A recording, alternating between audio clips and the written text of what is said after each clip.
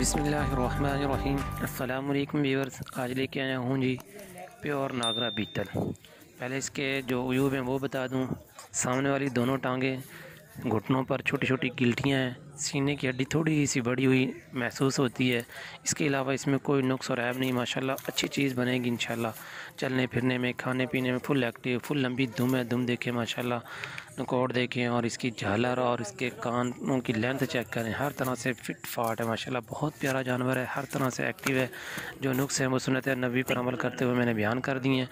जिस मेरे भाई को समझ आती है वो मुझसे रब्ता कर सकता है। हाफिज़ गॉड ट्रेडर्स, हाफिज़ सैफ इस्लाम, लोकेशन है पत्तों की। रही कीमत इसकी कीमत है भाईजान 18,000। तकरीबन उम्र होगी 5 से 6 के दरमियान, 5 से 6 माह।